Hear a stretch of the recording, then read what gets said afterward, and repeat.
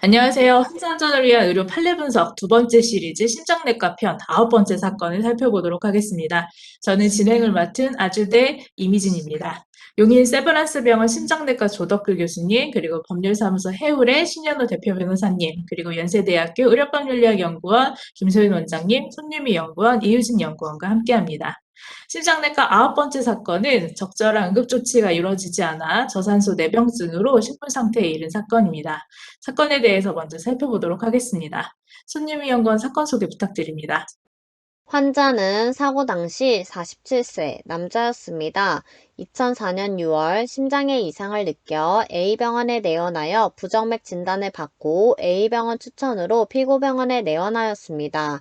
피고병원 순환기 내과 의사에게 발작성 심방세동으로 진단받았습니다.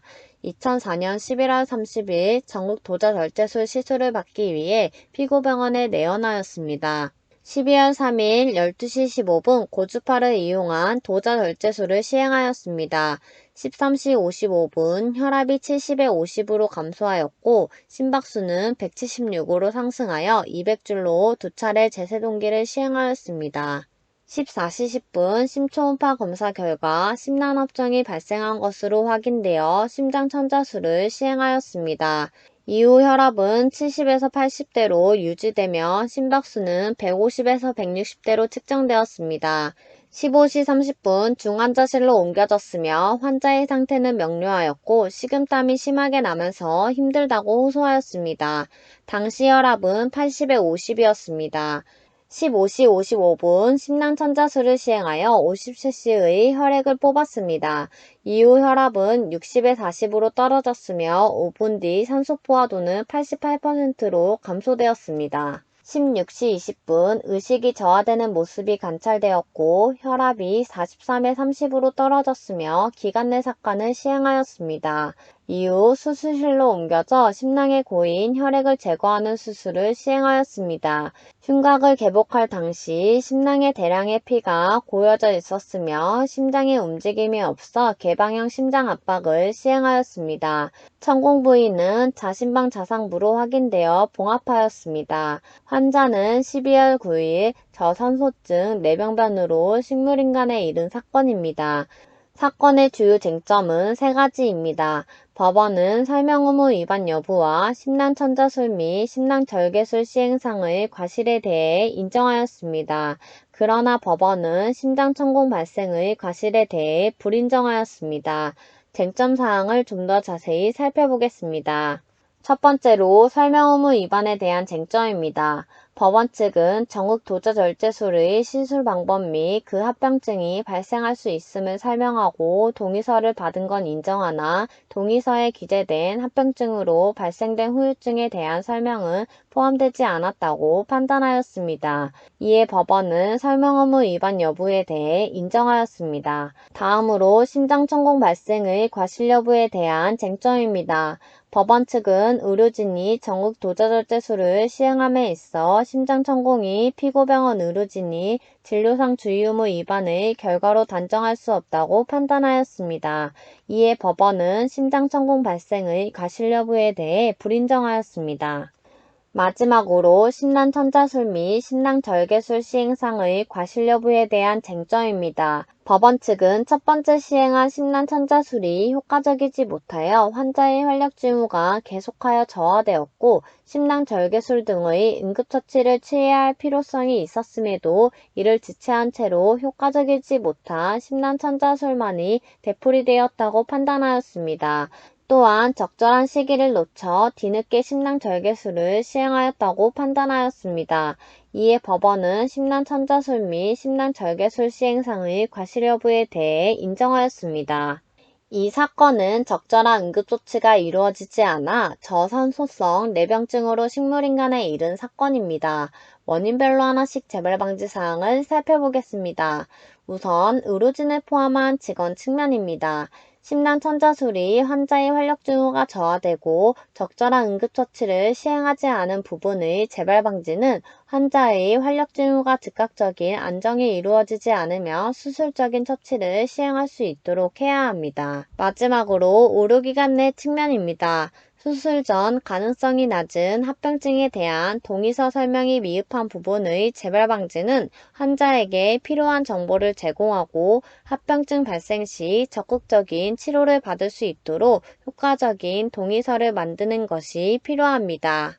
우선 조덕규 교수님께 좀 여쭤봐야 될 것 같은데요. 정극 도자 절제술에 대해서 조금 쉽게 설명을 해주셨으면 좋겠습니다. 뭐 어떤 시술인지, 수술에 대한 뭐 설명이나 합병증 이런 것들을 어떻게 하시는지도 좀 궁금한데요. 포함해서 말씀해 주시면 좋겠습니다. 한번 설명드리면 심방세동에 대한 전국 도자 절제술이 가장 광범위하게 일어나기 때문에 이런 부작용들이 일어날 수 있고요. 심방세동은 심장 안에 이상한 전기가 어떤 국한된 지역에서 이제 나타나는 것을 얘기하는 건데, 그 부위를 넓게 이렇게 벽을 쌓는 것처럼 전기로 지져가지고 심장 전기 전도가 정상적인 부위로 들어오지 못하도록 차단하는 기술이 이제 심방세동에 대한 전국 도자 절제술이 되겠고요. 거기에서 큰 부작용이 두 가지가 있는데, 첫 번째가 뭐냐면 뇌경색입니다. 뇌경색이 생길 가능성을 가장 최소화하기 위해서 최선을 다해서 노력을 해도 생길 수가 있고요. 두 번째 생길 수 있는 게 지금 이 케이스에 해당하는 이제 심장 천공, 이게 심장 근육이 있는 데가 뚫리는 걸 얘기하는 건데요. 우리가 이제 심방세동 그 도자 절제술을 할 때 심방이란 부위는 종이장보다 얇은 부위이기 때문에 실제로 이제 전기로 주다 보면 이제 뚫리는 경우가 있고요. 뚫리는 정도가 10도 쪽으로 뚫려가지고 10도로 피가 나오는 경우도 있고, 아니면 피가 바깥으로 나오는 게 심장을 싸고 있는 막 안으로 이제 새가지고 심낭 압전, 그러니까 심장이 눌리는 걸 얘기하는 건데요. 천공이 생기는 정도가 심해서 그 양이 많아지면 심장 압전이 생겨서 심장을 누르게 됩니다. 이제 나온 피가 그쪽 심장을 싸고 있는 막에 있는데 잔뜩 차기 때문에 심장 자체를 눌리게 되는 이제 이런 문제 때문에 혈압이 떨어졌고, 그게 일반적으로 이제 무조건 법원에서 얘기했을 때 효과적이지 못한 천자를 했고 절제를 하지 않았다는 과실을 얘기했는데, 실제로 심장 천자로 대부분 다 해결이 되고요. 근데 이제 그게 효과적이 않았다는 건 맞는 것 같습니다. 그리고 이제 나오는 양이 굉장히 많다. 그래서 이거는 저절로 멎지 않겠다 판단이 되면 그때는 이제 수술로 빨리 넘어갔어야 되는데, 그 시간이 굉장히 딜레이 됐던 게 이제 문제였던 것 같습니다. 그리고 설명 후부 위반에 대한 내용도 조금 있었는데요. 아까 얘기했던 요 시술에 관련된 거는 뇌경색과 심장 천공에 의한 심낭 압전까지는 얘기할 수가 있겠는데, 저산소속 뇌병변은 그게 2차적으로 혈압이 떨어져서 나오는 문제이기 때문에 이것까지 설명 의무에 포함되는 건 좀 무리가 있고요. 오히려 사망할 수 있다는, 그거보다 더 심한 거죠. 사망할 수 있다는 거는 내용은 들어가 있습니다. 보통 일반적으로. 이제 의무에서 심장 천공이 없었다는 건 굉장히 의외적인 거고요. 그게 아마 지금 연도로 봤을 때는 굉장히 초기, 그게 시작한 지 얼마 안 된 병원이거나 대비가 안 돼 있어서 동의서가 미리 잘 구비가 다 안 돼 있었을 가능성이 있지 않았을까 싶고요. 그거를 설명 안 하는 경우는 거의 없다고 보셔도 되고, 그게 생기지 않을까 굉장히 조심스럽게 시술도 진행하고, 혈압이 떨어졌을 때 그것부터 먼저 생각을 하고, 심낭 천자를 통해서 일단은 혈액을 빼내고 혈압을 안정시킨 다음에 우리가 이제 피를 굉장히 묽힌 상태로 이제 시술을 진행하겠는데, 그거를 반대로 되돌려서 응고가 잘 되게 해서 저절로 지혈이 될 수 있도록 시간을 기다려 보다가 그게 안 되고 혈액이 계속 나오거나 혈압이 낮거나 이럴 때는 이제 수술로 바로 넘어가야 되는데, 그런 프로세스가 조금 딜레이 됐던 게 심장 수술할 타이밍을 굉장히 많이 놓쳤던 게 이제 문제가 됐었던 것 같습니다. 저희 신현우 변호사님, 방금 조덕규 교수님 말씀해 주시기는 했는데, 사실 이 사건 같은 경우에는 이제 시술 방법이나 합병증 설명을 하긴 했지만, 그때 좀 설명하지 않은 다른 합병증이 발생됐을 때에 대한 설명의 위반을 좀 언급을 하고 있는데요. 부분에 대해서 좀 말씀해 주시면 좋을 것 같습니다. 이 판결은 이제 우리 법원이 많은 그 비판을 받는 것 중에 하나인데, 과실에 대해서는 전기 도자술을 하면서 천공시키고 또 천공 이후에 심낭 절제술이나 뭐 천자술 안에서 심낭 압전 일으킨 과실은 인정을 했는데, 그 다음에 인과관계에 대한 판단을 또 같았어요. 이게 과실에 대한 판단과 인과관계 판단은 나눠야 되거든요. 그래야 피고 입장에서도 방어권 행사를 할 수가 있어요. 어디까지 우리가 과실 부분할 거냐, 인과관계 부분할 것이냐. 그런 점에서 조금 아쉬운 판결이고요. 또 지금 말씀하시는 설명 의무 위반에 대해서 기본적으로 설명 의무는 우리가 조금 요새 좀 잘못 이해되는 경우가 있는데 설명 의무를 둔 이유는 피해자 승낙설 때문에 그래요. 우리가 의료 행위는 일단 사람의 인체에 침습하는 행위거든요. 뭐 찌르고 뭐 꼬매고 약물을 투여하는 침습행위인데 침습행위는 형법적으로는 상해죄에 해당이 되는 거예요. 근데 의료행위를 상해죄로 처벌하지 않는 이유가 우리가 70년대, 80년대는 정당 행위설로 설명을 했어요.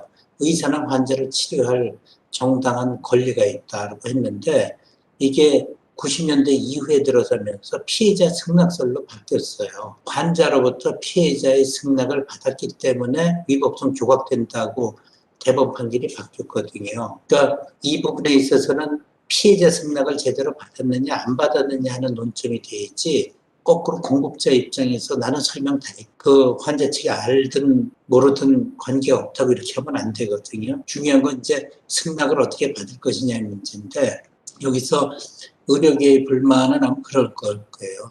어떻게 모든 거를 다 설명을 다 하냐. 더 나가서 지금 말씀하신 것처럼 저산소든 뇌손상까지 설명하는 거는 그건 좀 논리의 피약이다. 그런 부분은 충분히 이해가 돼요. 근데 이 자체가 설명보다는 내가 하여튼 그 어떤 위험이라도 나는 치료받겠다. 죽음을 무릅쓰고라도 받겠다고 하는 그런 우리가 동의, 수용 과정에 대한 주장 입증이 좀 있어야 될 것 같고요. 그리고 이제 마지막으로는 우리가 대개는 의료 기술상의 과실은 전손해배상 판결을 인정을 하고 이런 설명 의무 위반에 대해서는 원칙적으로는 위자료만 인정을 하거든요. 그리고 설명 취득 과정 중에서의 과실이 의료 기술상의 과실 정도로 굉장히 중한 경우, 이럴 경우에는 전손해배상 판결하는 이원 기준을 가지고 있어요. 이중적인 기준을. 사건 판결을 보면 그 뇌병변을 발생한 기술적인 과실하고 또 충분하게 설명하지 않은 과실을 한꺼번에 묶어서 원고들이 입은 손해를 배상할 책임이 있다. 그래서 설명 의무에 대한 그 기준을 의료 기술상의 과실과 동일한 선상에 둘 것 같아요. 근데 그러려면은 1항 성공한 과실, 2항 설정 제거 못한 과실, 3항 설명 의무 위반한 과실을 3개를 쓰고 마지막 4번째에 이러이러한 과실로 인과관계가 있고 손해배상 해야 된다고 했는데 법논리적인 면에서는 과실과 인과관계 설명 의무의 법리에 대해서 조금 제대로 판시를 안 한 그런 아쉬움이 남는 판결입니다. 아무리 잘하시는 분이라도 약 1% 정도는 천공이 있을 수 있다고 하더라고요. 그래서 시술을 엄청나게 많이 하시는 분은 1년에 한 케이스 정도 나타나고요. 거기에 대한 조치가 굉장히 빠르고 경험이 많기 때문에 일어나서 별 문제 없이 끝나는 경우가 대부분이긴 하지만 악결과가 올 가능성이 있거든요. 그래서 이게 이제 아까 얘기한 것처럼 천공이 온 게 과실이기는 한데 그거에 대한 책임을 물을 수 있는가? 그거는 어떻게 봐야 될지 변호사님한테 좀 질문 드려보고 싶습니다. 그건 저도 동일합니다. 그래서 요새 최근에 법원의 판결 취지가 천공시키는 거에 대해서 과실 책임은 잘 안 물어요. 근데 문제가 오히려 그러면은 천공시킬 수 있다는 결과 얘기는 굉장히 높잖아요. 네네. 수술 끝난 다음에 혹시 천공되면서 심낭 압전이 발생하지 않았나 하는 부분은 그거 왜 발생될 시간이 있잖아요. 몇 시간이든 며칠이든. 그거에 대한 집중적인 감시 의무는 좀 더 강화시키는 것 같아요. 네. 그래서 이 판결도 1번은 과실 책임을 인정하지 않는데 2번 부분, 심낭 압전이 발생했을 때 빨리 후처치하지 않은 과실, 그 부분은 오히려 거꾸로 좀 더 강조되어야 되지 않나 하는 생각을 가져요.